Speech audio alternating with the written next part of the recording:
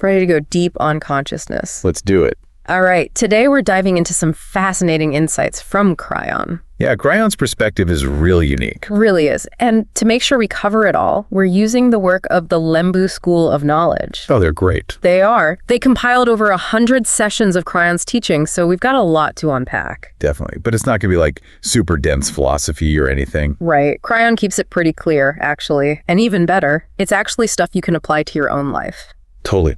Kryon challenges a lot of common assumptions about consciousness. Like what? Well, for starters, it's not just that voice in your head, the constant chatter. Right. Kryon describes it more as this energy connection. It's like a direct link to your higher self. Okay, interesting. Yeah, and through that connection, we can kind of cut through all the illusions and see the truth. So it's like a clearer perspective. Yeah, exactly. And that connection, it guides us on our individual paths, Yeah. It's pretty powerful. So it's less about overthinking and more about tapping into something deeper. Precisely.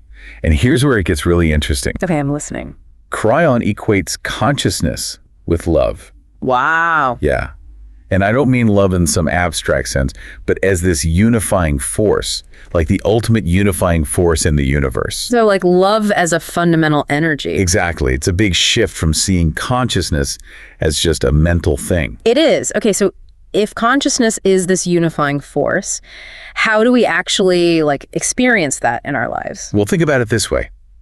When you approach a situation with love, are you more or less likely to find common ground? More, definitely. Right. You build bridges instead of walls. Kryon's suggesting that tapping into that loving energy is how we can navigate those tough situations and build better relationships. It makes sense, but how do we shift from all that mental chatter to this loving awareness? Well, this is a big one. Kryon says the seat of consciousness is the heart, not the brain. Yeah, think about how the mind works.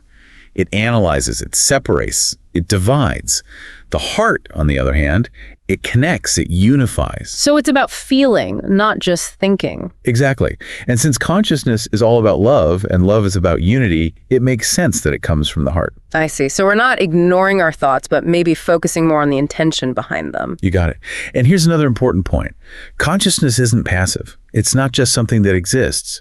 It's this dynamic force that we have to actually nurture and activate. How do we do that? By consciously choosing love, aligning our actions with our deepest truth. That's where the real power lies. So instead of fearing stillness, Kryon sees consciousness as this active force that can change reality. Absolutely. It makes you think, right? For sure. What parts of my reality are based on illusion and what parts are actually true? Exactly. Kryon wants us to use this awareness to figure that out. That's powerful. It's we have this compass inside us that can lead us to a more authentic way of living. But what about when we feel stuck? That's where conscious action comes in. Kryon says that taking action, fueled by love and that connection to the divine, is the key to transforming those stuck situations. So it's not just positive thinking, it's putting that positivity into action. Exactly. And those actions, they create ripples that impact everything around us. So let me get this straight. If you want to see real change in the world, like in your community or even globally, Kryon's saying it starts with your own actions that are driven by love. Exactly. Big or small, those actions make a difference. It could be speaking up for what you believe in, showing kindness to a stranger, or choosing compassion in a difficult conversation. Each act of love adds to a bigger shift in consciousness. That's really inspiring. It shows you that we all have more power to create positive change than we realize. And it all begins with nurturing that loving awareness within ourselves. Precisely. It's about tapping into that wisdom that Kryon says is inherent within each of us. It's not about learning something new. It's about remembering what we already know deep down. So instead of seeing learning as, getting knowledge from somewhere outside, Kryon's saying it's about uncovering that truth that's already inside us. Exactly. It's like we're all born with this incredible library of wisdom inside us, but somewhere along the way, we forgot how to access it. The development of consciousness is all about rediscovering those lost books, Okay, I'm totally hooked. But how do we even start to tap into that inner wisdom? What are the steps? Well, Kryon emphasizes conscious communication. And I don't just mean talking to other people, but connecting with those higher realms of consciousness. Oh, right. You're talking about channeling. Yes. Channeling is something that fascinates a lot of people, but it also brings up a lot of questions. It does. And Kryon is very clear about the potential downsides of channeling, especially if it's not approached with the right intentions. So it's not just about contacting any spirit out there. Not at all. Kryon warns against channeling from the ego or with any kind of impure intentions. Doing that can lead to distorted information or even harmful information. That makes sense. Yeah. So how do we make sure we're channeling from a pure, aligned space? Kryon emphasizes the importance of connecting with that divine source of love and truth. It's about letting go of the ego's need to control everything and allowing that wisdom to flow through. It sounds like it requires a lot of trust and discernment too, right? Absolutely. And Kryon stresses that the person channeling has a responsibility, not just to themselves, but to the information that's being transmitted. The purity of the channel directly affects the quality of the message. So it's not something to be taken lightly. It takes preparation, intention, a deep connection to the divine. Exactly. And the LEMDU school actually provides some great guidance on how to approach channeling in a way that's both responsible and full of integrity.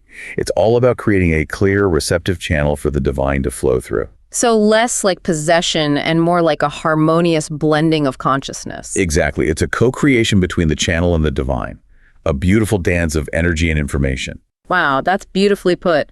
So we've talked about consciousness as love, the heart as its center, and the importance of conscious communication. What other fascinating things does Kryon have to say? Well, Kryon also gets into the power of consciousness in healing. Ooh, tell me more about that. Kryon suggests that as we awaken to this higher awareness, we open ourselves up to incredible new ways of healing the body. And get this, Kryon believes that we've only just scratched the surface of what's possible. Wow, you're saying our current understanding of healing is just the beginning. Exactly.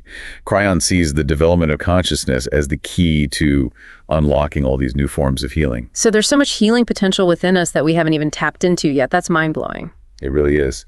And, it ties into another fascinating aspect of Kryon's teachings, the connection between consciousness and evolution. Okay. How does consciousness relate to evolution? Well, Kryon points out that people who are more consciously aware, they often have access to greater knowledge and wisdom, but they can sometimes hesitate to share those insights. Because they're afraid of how people will react. Exactly. They're afraid of being judged or dismissed.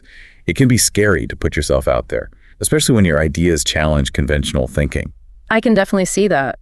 Sometimes it's just hard to explain those deeper spiritual experiences in a way that others can understand. It is. It's like trying to describe a color that no one else has ever seen. Right.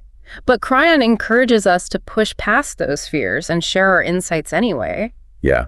The evolution of consciousness relies on different perspectives coming together, It's like we each hold a piece of the puzzle, and we need all those pieces to see the full picture. That's such a good analogy. Kryon reminds us that the development of consciousness is crucial for humanity's progress. It's through expanding our awareness that we can break free from those limitations, solve problems, and create a more peaceful and harmonious world. So if you have those insights but you're holding back, remember, your voice matters. Even if just one person gets it, you've made a difference. Absolutely. Now, before we move on, I'd love to hear your thoughts. What's been resonating most with you so far? Honestly, that whole thing about water being receptive to consciousness, that's really stuck with me. It's changed how I think about water now. It's like this sacred element that we can connect with on a whole other level. What about you? For me, it's the emphasis on attention as a creative force. It's so empowering to realize we have this ability to shape our reality simply by choosing what we focus on. And the fact that we can actually impact the quantum field with our thoughts and intentions, that's huge. It's a whole new way of looking at things. It's not about feeling powerless against circumstances anymore. Exactly. Kryon offers such an optimistic, empowering perspective on reality. It's not about denying the tough stuff, but recognizing that we have everything we need within us to rise above it. And speaking of inner resources, there's another piece of Kryon's teachings I want to touch on. The idea of consciousness as a process of remembering. This is where it gets really deep, right? Kryon's saying that learning isn't about taking in new information, but about remembering the truth that's already within us. That's exactly it. It really flips the script on how we usually think about education. Kryon is saying that all knowledge is already within us, just waiting to be unlocked. So it's like we have this vast inner library, and life is about rediscovering those books we've forgotten about. That's a perfect way to put it. And this process of remembering is completely tied to our developing consciousness. As our awareness expands, we unlock deeper levels of truth and understanding. It's like peeling back the layers of an onion, revealing more and more beauty and complexity with each layer. That's a great analogy. But if all this knowledge is already inside us, why don't we just remember it all at once? That's where the idea of free will comes in. Kryon suggests that this forgetting, it's actually intentional. It's part of being human. It allows us to learn and grow through the process of discovery. So it's like we choose to veil our true nature and then set off on this adventure to remember who we truly are. That's a beautiful way to think about it. And that journey, it's full of challenges, setbacks, moments of confusion. But those experiences are how we evolve and ultimately how we remember. Kryon's message is so full of hope. It's a reminder that we're not alone in this. We have this infinite wisdom and guidance within us. And by developing our consciousness, we can tap into that limitless potential. It's a beautiful invitation to remember our divine essence, to embrace that wisdom, and to step into our power as conscious creators. Okay, so we were talking about water as this receiver and amplifier of consciousness. Yeah, it's a pretty mind-blowing concept when you really think about it. It is. Imagine, like, our intentions can imprint on water and we're mostly water. Right. It's like those intentions are literally shaping us from the inside out. It's like a whole new level of you are what you eat. More like you are what you think and feel, especially around water. That's good. But it all comes back to that idea that we're not just passive bystanders in our lives, right? Exactly. We're actively shaping our reality through consciousness. And water, it amplifies that. It's a pretty powerful tool. So we could be using water to amplify our intentions for healing, for manifesting, and even just for feeling more connected. Absolutely. Every time you consciously interact with water, you're part of this energetic exchange. But Kryon takes it even further with attention. Right. He talks about that experiment where just observing something, like focusing your attention on it, actually changed the structure of the quantum field. Yeah, it's fascinating. Our focus isn't just mental, it has a real impact on reality. Kryon's saying what you focus on expands isn't just a motivational saying, it's how consciousness actually works in the quantum field. It is. So if I'm constantly dwelling on problems, negativity, I'm actually giving those things more energy to manifest. You're feeding them. But if I can shift that focus to solutions, to love, to possibilities, You invite those in instead. that's powerful. So Kryon's really emphasizing how important it is to be conscious of where we put our attention. He is. It's not just daydreaming. It's recognizing that our focus is a creative force. It's like we're all walking around with these powerful lasers, but most of us are just waving them around randomly. What if we could learn to focus that energy? That's the question, isn't it? Think about when you've been so absorbed in something, you lose track of time. Or when you're so present in a moment, it feels timeless. Yeah. That's focused attention. Now imagine harnessing that consciously. Wow. I mean, it makes you wonder what we could achieve if we could master that individually, collectively. It's an amazing area to explore. Yeah. Kryon also talks about the challenges and rewards of, well, embodying a higher level of consciousness. Right. He says that people who are more consciously aware often have access to greater knowledge and wisdom, but then they often face resistance when they try to share it. It's true. Why would there be resistance to wisdom, though? It seems counterintuitive. It does, doesn't it? Yeah. Kryon suggests it often comes down to ego. People can feel threatened when someone's challenging their beliefs or offering a perspective they haven't considered before. And sometimes it's just plain hard to explain those profound spiritual experiences in a way that makes sense to someone who hasn't had them. Right. It's like describing a color no one else has ever seen. Exactly. But Kryon encourages us to push past those fears and share those insights anyway.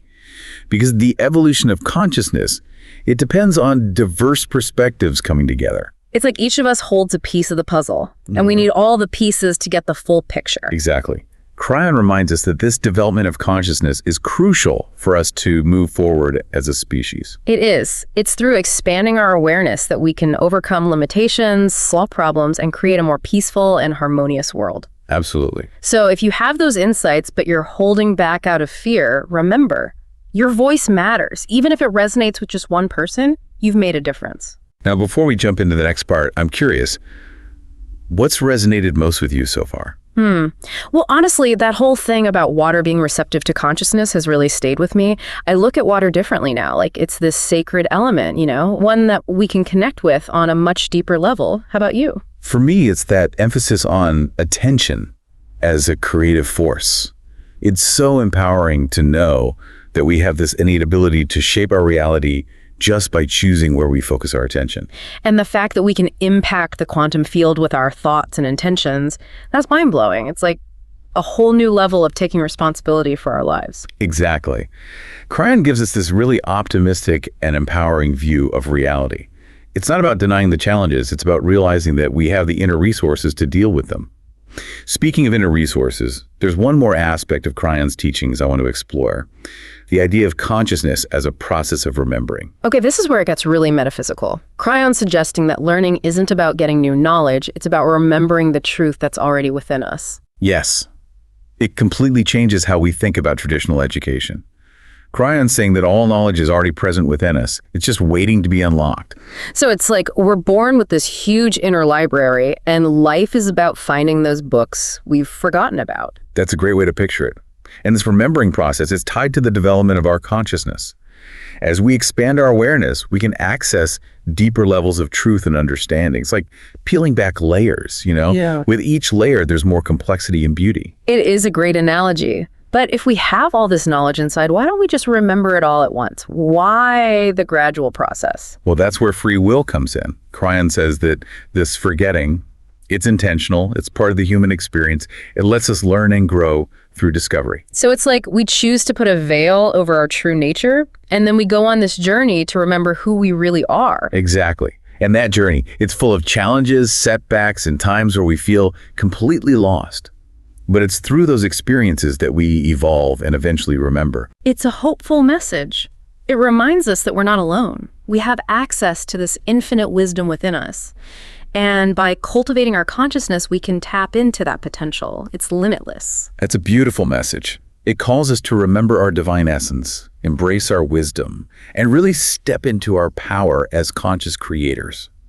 And on that note, I think it's time to explore some practical ways to use these ideas to improve our lives and make a real difference. I'm ready. Let's do it. Okay, so Kryon offers some really practical advice on how we can cultivate consciousness in our everyday lives. And it all starts with making conscious choices. So instead of just reacting automatically to whatever happens, we pause and choose a response that's lined up with our values and our intentions. Exactly. It's about becoming the observer, watching your own thoughts and actions, recognizing that every choice, no matter how small, it creates a ripple effect. So it's like becoming the captain of your own ship, right? Steering it where you want it to go. Exactly. But what happens when it feels like there are 1,000 other ships out there trying to pull you off course? Yeah, that's the real challenge. How do we stay true to our own path when there's so much chaos around us? Well, Kryon reminds us that connecting with nature is one of the most powerful ways to strengthen that connection to our inner wisdom. Nature, really? It might sound simple, but think about it. Spending time in nature, whether it's a walk in the park, a hike in the woods, even just sitting under a tree, it helps us quiet the mind. Yeah, nature does have this calming effect. It does. It helps us reconnect with that deeper part of ourselves. It reminds us that we're not separate from nature, we're part of it. And by tapping into that connection, we can access so much wisdom and healing. So it's not just about escaping stress, it's about actively seeking out that connection with nature to nourish our consciousness. Precisely. Kryon also talks about cultivating gratitude, appreciation, and love in our lives. Okay, but those are just feelings, right? How do those change anything? Well, Kryon says those positive emotions aren't just fluffy feel-good stuff. They actually raise our vibration. And that creates a more harmonious reality. So it's about actively focusing on what we're grateful for, even when things are tough. Exactly. It's about shifting our focus from what we lack to what we have, from fear to love, from feeling separated to feeling connected. That shift in consciousness, that's what creates a more joyful and meaningful life. So it's not about pretending everything's perfect. It's about choosing to approach life from a place of love and possibility, even when things are hard. That's it. And that's what's so empowering about Kryon's teachings. It's not about following a bunch of rules or dogma. It's about recognizing that we have this power within us to shape our reality and make a positive difference in the world. It's about remembering who we really are. Divine beings capable of love, wisdom, and creation. Beautifully said. It's been an incredible journey exploring these ideas with you. We've only just scratched the surface, really. But if consciousness really can shape reality, if our thoughts, intentions, and actions have the power to change the world, what kind of world do you want to create? That's the question we leave you with. Think about it.